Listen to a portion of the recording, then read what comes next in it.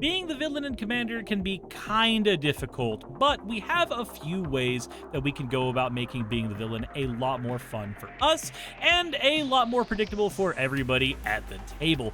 Pick a commander like Kefka Court Mage, Lord, Xander, or even the old Nicol Bolas. Basically, all that matters is it needs the ability to throw things from your opponent's hand or their field into the graveyard. Playing Archenemy means we need to make sure that we are always scaling our attacks up to hit the entire table at once, and some of the best ways to do that are using cards like the Eldest Reborn, which make everybody sacrifice a creature or a planeswalker. But this is where these kinds of decks can also gain their absolute powerhouse nature.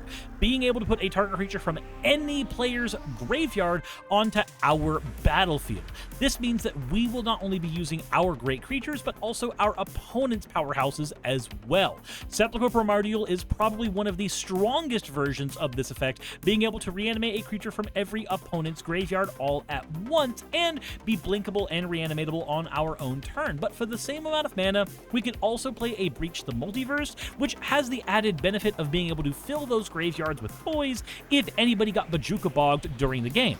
If we make sure that our own reanimation methods like Victimize and Ever After are reanimating multiple creatures at once, we can make sure that our moves are always scaling up to what the table is presenting. Single target reanimation may not be fast enough to deal with what we need, as one creature at a time does not work well when we have to deal with 3 draw phases, 3 battle phases, and 3 sets of spells being aimed at us at all times. We can also use cards like Esper to Magicite to get rid of problematic cards in said graveyards before they become a nuisance to us, while still getting access to some reanimation at the same time. And you know what? Let's also put some of our strongest utility pieces in our land section, where it's way harder to deal with them.